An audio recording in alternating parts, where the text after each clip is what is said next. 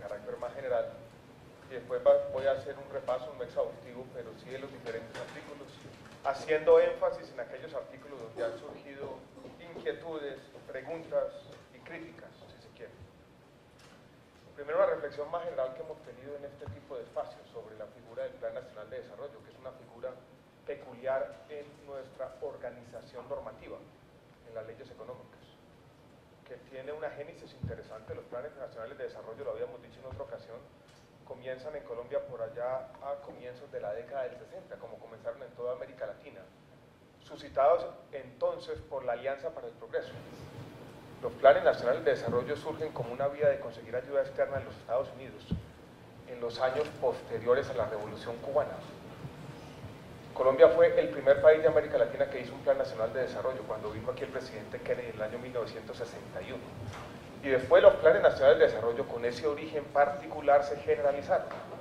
Y tuvimos planes nacionales de desarrollo que fueron importantes en nuestro devenir económico. Por ejemplo, el plan de los años 70, las 4 estrategias, que canalizó el ahorro privado en ese entonces a la construcción de vivienda urbana en un país que se estaba urbanizando a las tasas más aceleradas de la región.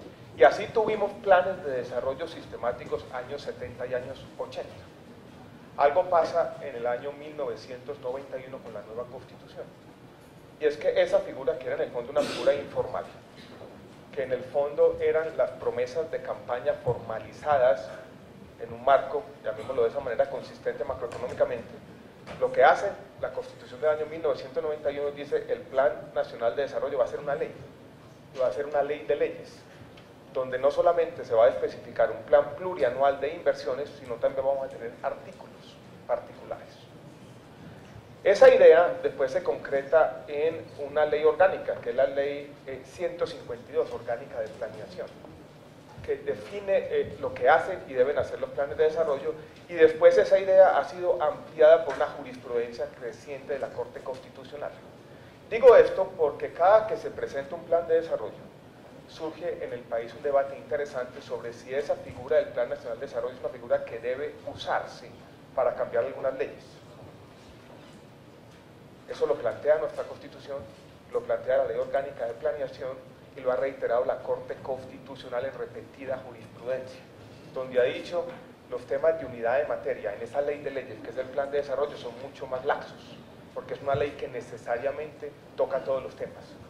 Y lo que debe mantener, ha dicho la Corte reiteradamente, cierta coherencia o consistencia o acuerdo entre los objetivos y estrategias que se plantean y los cambios legales que se proponen en ese contexto.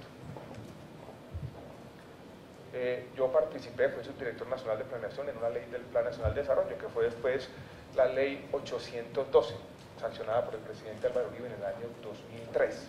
En esa ley, recuerdo bien, doctor José Tulio, incluimos, entre otras cosas, una reforma al sistema pensional del magisterio. Entonces, las leyes del plan se han venido utilizando y así se utilizaron la ley en el año 2006. No se utilizó en el gobierno de Pastrana porque esa ley fue declarada inexequible por la Corte Constitucional por problemas de trámite, por una conciliación mal hecha.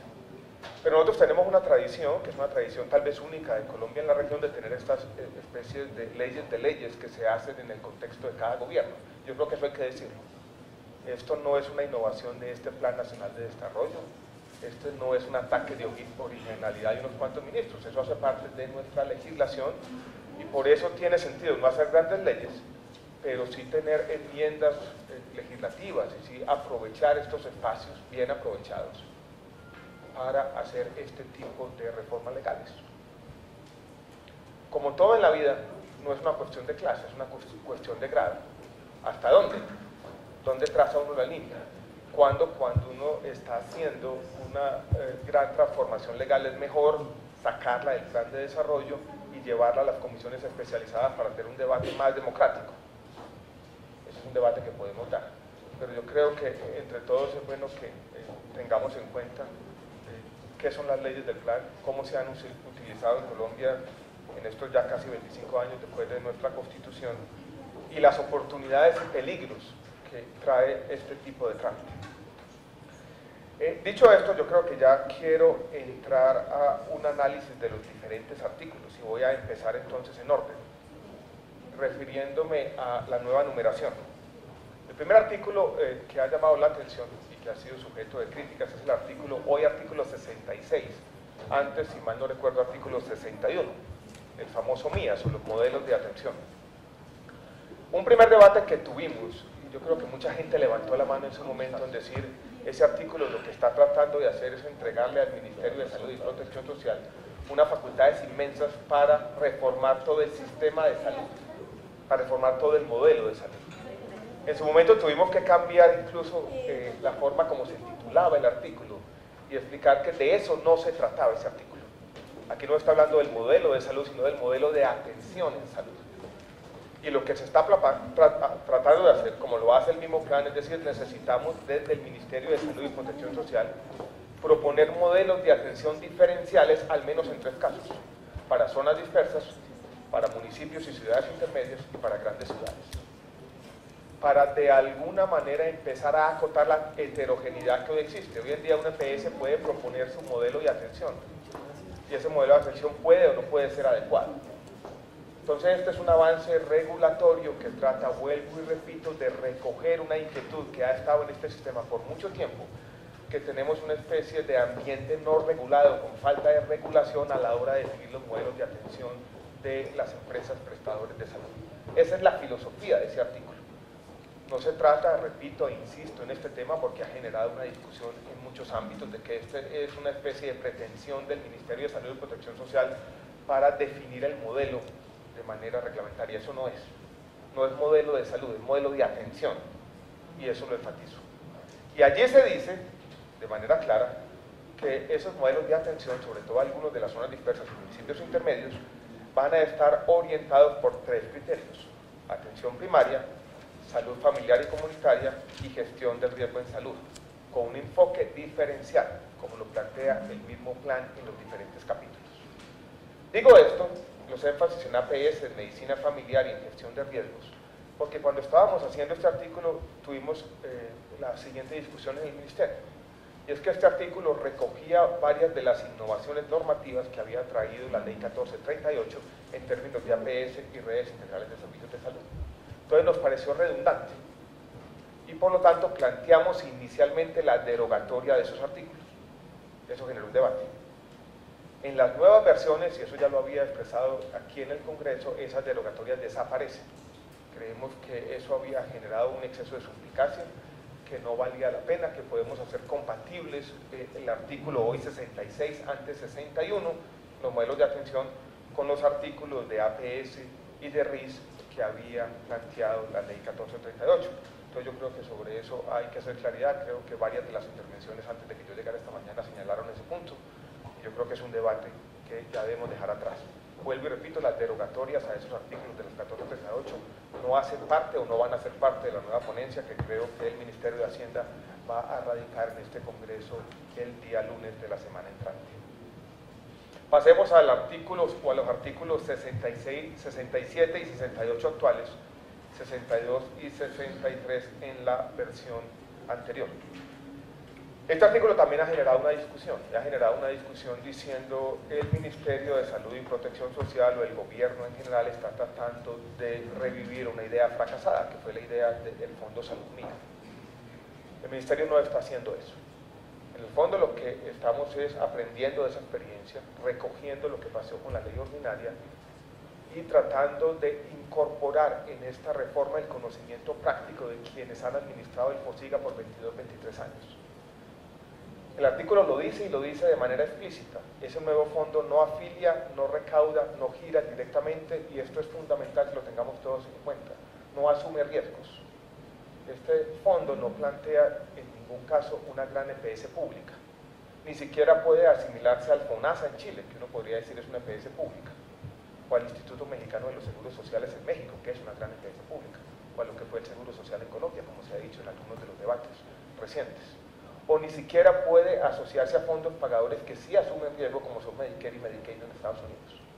Este no es un fondo que asume riesgo.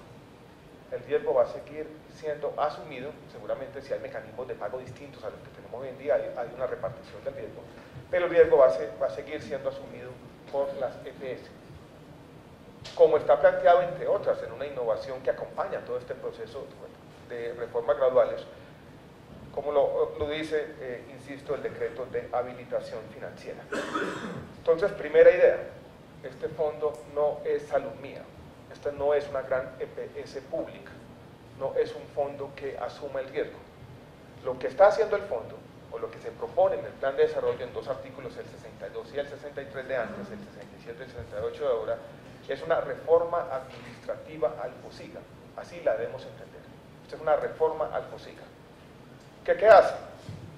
La ley 100 del año 93 había creado 4 o 5 cajones en sus reformas posteriores, las diferentes subcuentas de compensación, de garantías, de promoción y prevención, de solidaridad. Eso con el tiempo, y yo creo que la idea original tuvo sentido, pero con el tiempo nos dimos cuenta que creaba inflexibilidades innecesarias. Pasó por ejemplo, la emergencia económica años 2009 y 2010, donde el gobierno se encontró en su momento con la siguiente gran paradoja: grandes problemas en la subcuenta de compensación del FOSIGA por el tema del crecimiento acelerado de los recobros y unos grandes excedentes en la subcuenta de CAT del FOSIGA. Y se tuvo que hacer en su momento, con los decretos de emergencia social, un préstamo intercuentas, que hoy en día estamos tratando de hacer otra ley para condonar ese préstamo. Eso es absurdo. No tiene sentido tener unos cajones donde están las necesidades de un lado, los excedentes del otro, y tener el mismo gobierno que hacer leyes o decretos de excepción para poder mover la plata de un lado para otro. Existe un criterio de buena política presupuestal, que es el criterio de unidad de caja, y por eso estamos planteando la eliminación de las subcuentas con una excepción: las subcuentas de garantías del FOSIGA, que sí la vamos a necesitar más adelante para seguir apalancando y financiando la recuperación financiera del sistema. Entonces yo creo que ese es un punto importante, y eso se hace allí. Segundo, el FOSIGA nació en su momento con unas ideas de reforma del Estado, donde los fondos virtuales estaban de moda. Y allí se comenzaron a acumular unos excedentes con el tiempo, sobre todo en la subcuenta de compensación. Usted se acordará, doctor Saúl, incluso el Seguro Social no compensaba en su momento. Estaban esos excedentes allí y se invitaron a fiduciarias para que en su momento esas administradores fiduciarias hicieran lo que tienen que hacer, y es manejar esos portafolios. Pero el mundo es complicado y esto comenzó a complejizarse. Y lo que se hizo el gobierno fue esas labores nuevas, por ejemplo, de administración de los recobros y otras, e incluso la administración compleja de la compensación, que es un proceso bastante complejo, no se centralizaron en una entidad estatal, sino que se tercerizaron en los administradores fiduciarios, que tienen por definición una función distinta a asumir funciones misionales del Estado. Y hoy tenemos más de 100 procesos misionales tercerizados en unos contratos muy complejos con unos administradores fiduciarios. Hace 3 años las fiducias privadas tenían un riesgo tan grande en la administración de estos contratos por las contingencias que ello implica, que las reaseguradoras les dijeron: señores, nosotros no vamos más. ¿Qué hicieron las fiducias privadas? Se retiraron. ¿Qué tuvo que hacer el gobierno en su momento? Invitar las 2 fiducias públicas. La administración de esos contratos fiduciarios hoy en día es imposible. Los contratos son incompletos, surgen contingencias todos los días. Y como surgen tareas nuevas, lo que dice el administrador fiduciario: eso no me toca a mí, lo que dice el gobierno usted tiene que hacerlo. Y hay un desencuentro y un diálogo muy complejo. Lo que hemos descubierto con el tiempo es que esas labores las labores misionales tienen que asumirse por el Estado. ¿Cómo? Creando una entidad profesional que haga eso. Hoy en día, en la dirección de fondos del ministerio, nosotros hacemos auditoría, la interventoría del contrato. Quienes administran los fondos hoy se han dado cuenta que esto es una pesadilla.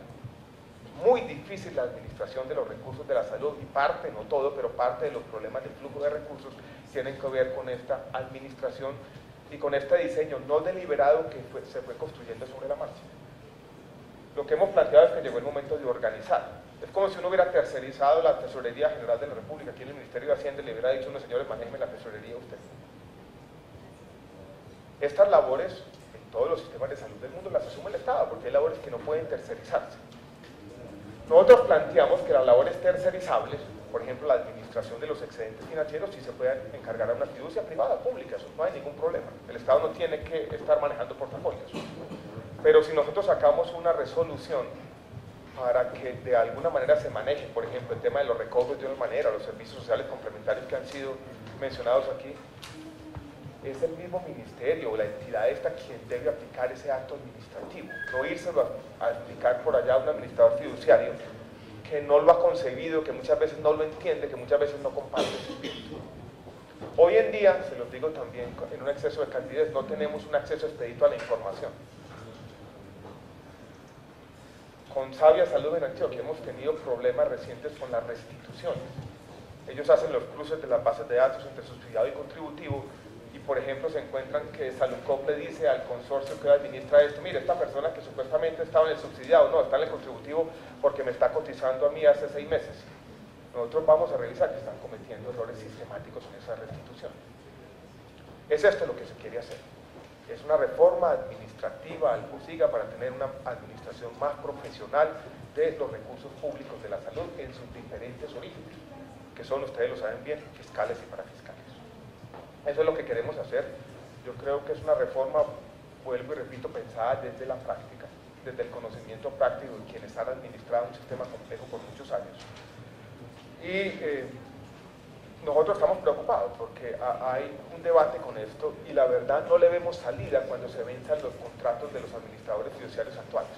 Estas fiducias yo creo que van a decir con razón en parte: nosotros no vamos más, y se va a generar un vacío en la administración de los recursos. Yo creo que uno de los desafíos del sistema de salud en los próximos años es consolidar esta unidad de gestión o este establecimiento público de manera profesional, una buena administración de los recursos, un mejor manejo de la información, si se quiere un manejo más transparente. Esa es la reforma. No es salud mía, vuelvo y repito, yo creo que sobre eso tenemos que hacer claridad. El doctor Jaime Arias yo creo que hizo una buena intervención cuando dijo que le preocupaba ese 1% de la administración. Él tiene razón, eso es mucha plata, debería ser menos.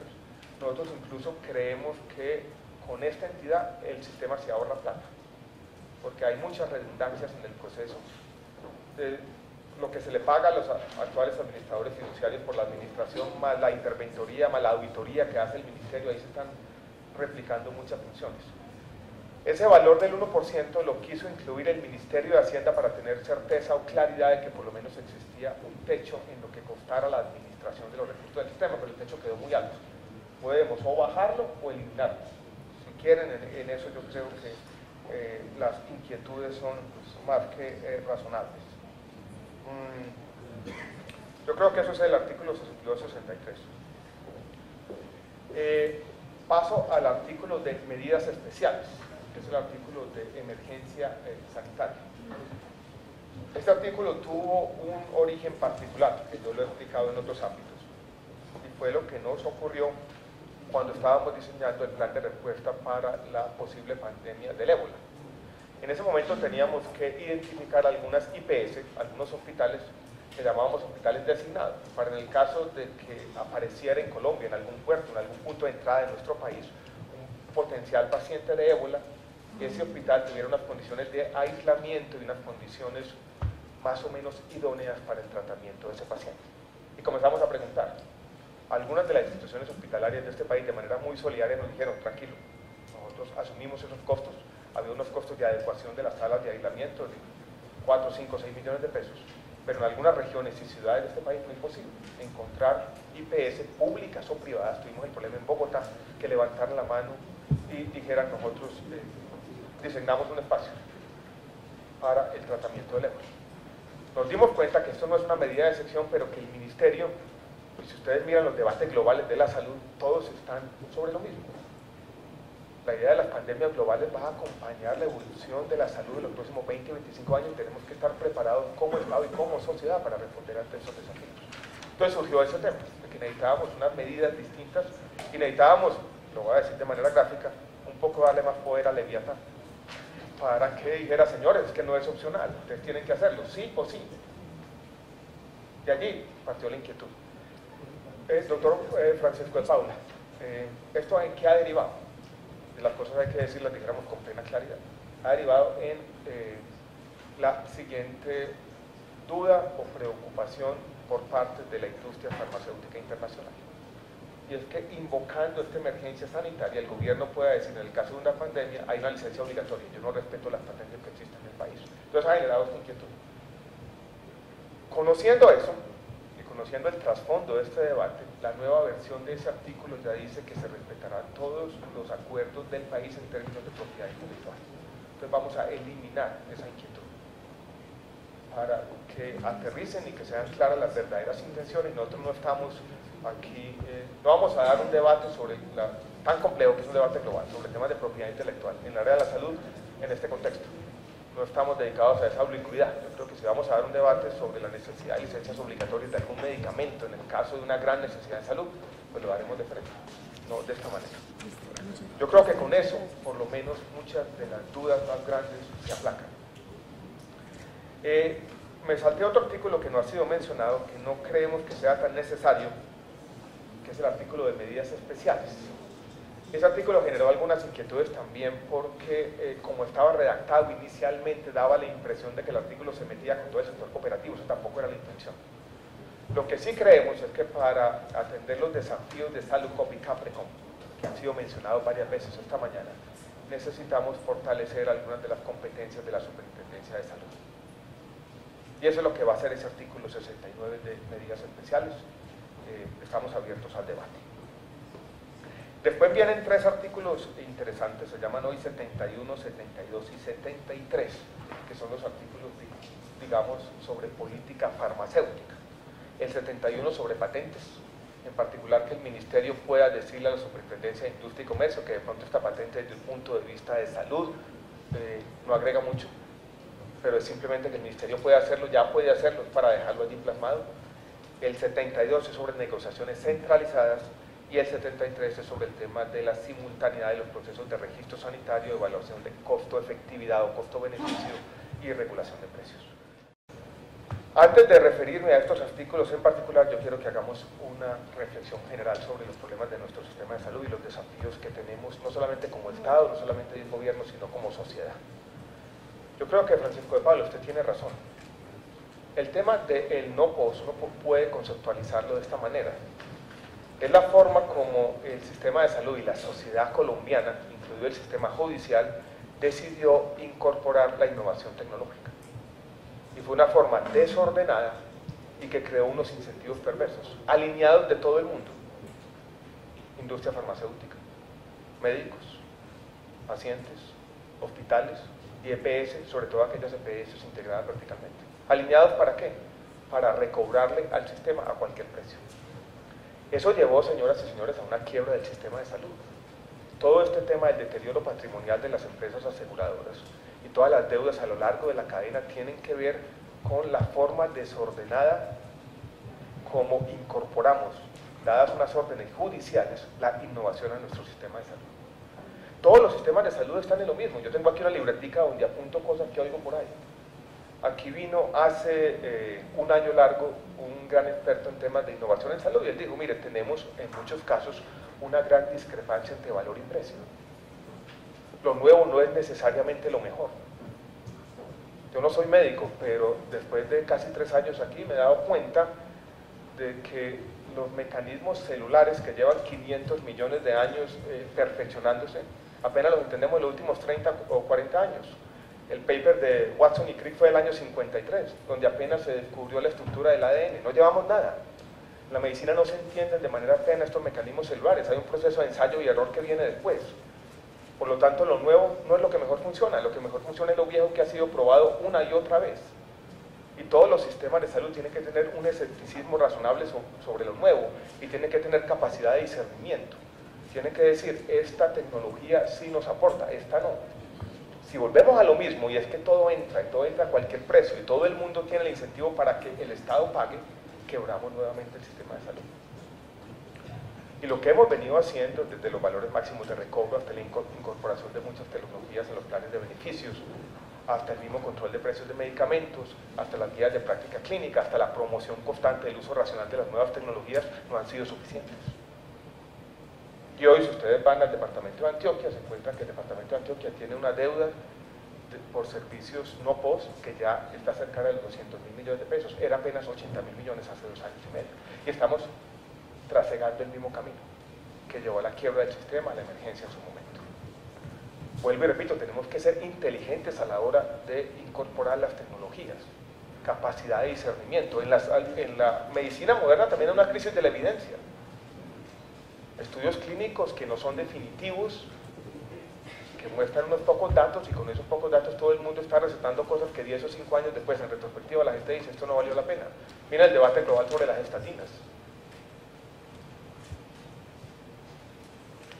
Tenemos que ser inteligentes en eso, como sociedad, porque o si no, no va a cambiar. Y Colombia tiene 3 características esenciales que lo distinguen de otros sistemas de salud. Primero, tenemos el menor gasto de bolsillo del mundo en desarrollo. Aquí nadie paga por la salud. Es el 15% del gasto global. Ese porcentaje en América Latina es del 40%. Segundo, tenemos el sistema más judicializado del mundo, quizá. Si aquí tenemos un medicamento con registro sanitario, mañana lo estamos pagando con recursos públicos de manera inmediata. Si ustedes van a Inglaterra, tiene que haber un análisis de costo-beneficios antes de que el NHS diga eso lo pago con recursos públicos. Y si el NHS dice esta nueva tecnología no me aporta, trasciende la tiranía de la esperanza, muchas veces la que vemos en televisión todos los días cuando le prometen a una familia que esta medicina que van a traer de no sé dónde la va a salvar cuando es mentira. El NHS dice, no, eso no se paga. Y no se paga porque la evidencia disponible, tenemos que ser capaces de tomar decisiones con esa evidencia disponible, muestra que no es costo efectiva desde un punto de vista epidemiológico, esto no es el mejor uso de los recursos públicos. Claro que aquí hay debates éticos, ahí hay un tema complejísimo, porque para mucha gente esa es la última esperanza, pero si caemos en eso, en esa suerte de demagogia de todos los días, se quiebran los sistemas de salud. Todo esto para decirles, en el contexto de la ley estatutaria, este país necesita ahora y por los próximos 10, 15, 20, 25 años una política farmacéutica bien diseñada y que tiene que concebirse dinámicamente. Y la regulación, se me está acabando el tiempo, estoy echando mucha carreta. Y estoy diciendo esto ¿por qué? Y tal vez me perdonarán los excesos retóricos, porque yo estoy preocupado. Estoy preocupado porque si no somos capaces como sociedad de tener una solución a estos problemas, estamos condenados a la insostenibilidad. Y la insostenibilidad no es un embeleco neoliberal. La insostenibilidad lo que significa es que como sociedad no somos coherentes, no tenemos cierta correspondencia entre los beneficios y los recursos, y eso termina afectando la vida de la gente.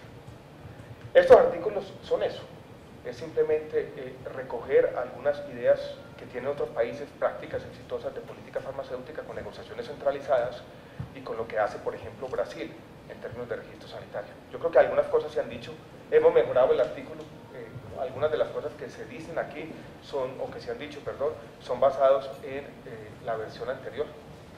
Nosotros hemos venido recogiendo inquietudes, muchas han sido incorporadas, hay otras inquietudes, en esto tenemos mente abierta y quise hacer esa reflexión general. Hay otros artículos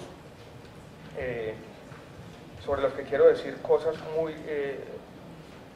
puntuales y rápidas. Hay un artículo que nos permite resolver algunas de las glosas para que el FOSIGA pueda pagarle a las EPS y esos recursos se giren directamente a las EPS. O sea, esto es para ir resolviendo las deudas acumuladas del sistema, surgidas del tema del NOPOS. Hay otros artículos que liberan los recursos de la 1438, de lo que se llamó el 625, para que las cajas de compensación que tengan programas de salud puedan pagar deudas o capitalizarse. Son los recursos que están disponibles. Hay un artículo que ha generado inquietudes, este es el artículo que permite utilizar recursos de saneamiento para liquidación de hospitales. Tenemos una nueva versión donde queremos que esos recursos no solamente sean para liquidación, sino se le dé una segunda oportunidad a los hospitales que tienen PEGIR, una sola segunda oportunidad PEGIR en la Superintendencia de Salud. Yo ayer con la bancada parlamentaria del Valle del Cauca avalé uno de esos artículos y lo voy a defender en el Congreso como corresponde. Como se acabó el tiempo, quiero dejarles una última reflexión sobre la forma de conducir esta reforma. Yo creo que hay un debate interesante, democrático. Si uno debe hacer una gran reforma que resuelva todos los problemas o debemos seguir avanzando así con estas reformas más puntuales, específicas, particulares. En algún momento tratamos de hacer una reforma que resolviera todos los problemas. Yo hoy pienso distinto.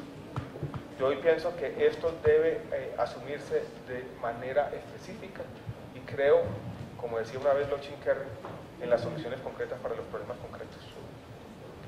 La 1438 trajo el giro directo y nos resolvió algunos problemas. La 1608 nos dio instrumentos para el saneamiento y el pago de deudas acumuladas. los diferentes decretos nos han permitido portabilidad, movilidad, habilitación financiera, ampliar el núcleo familiar. Y el plan de desarrollo nos sigue avanzando en esa ruta que también tiene la ley estatutaria, que incorpora buena parte de la jurisprudencia de la Corte Constitucional en nuestra legislación. Yo no creo que aquí vaya a haber una gran reforma estructural, y no me gustan las reformas estructurales, porque este es un mundo cambiante, dinámico, y siempre vamos a estar a la saga, y siempre las expectativas de la gente van a ir más allá que lo que puede hacer el Estado, buenamente, con buenas intenciones, como lo han tenido casi todos o todos quienes han pasado por aquí.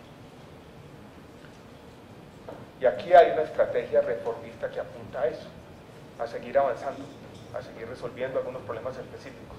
No tenemos la pretensión de generar utopías y de resolver todos los problemas de una vez y para siempre, porque eso creo que sería engañarnos todos. Quiero mencionar, y con eso termino, un articulito nuevo que vamos a incluir, que yo creo que es importante y apunta a algunos de los problemas que se han señalado esta mañana, y es una ampliación del núcleo familiar, para que niños que viven con sus abuelos o con sus tíos, para que los estudiantes de 18 y 25 que tenían un decreto que solamente tiene vigencia de un año, para toda la jurisprudencia de la Corte en el espíritu de la ley estatutaria, se amplíe ese núcleo familiar. Eso nos va a complementar el decreto de afiliación y nos va a complementar lo que hemos hecho en términos de movilidad. Y Néstor nos va a resolver, no todas, pero algunas de las inquietudes que usted ha planteado en uno de estos debates. Los invito a que conozcan un artículo que yo creo que es un artículo progresista, interesante, que nos va consolidando la ley estatutaria y nos permite avanzar en esta idea de que la salud sea un derecho fundamental para todos. Muchas gracias, Margarita, y perdón a todos por el tiempo.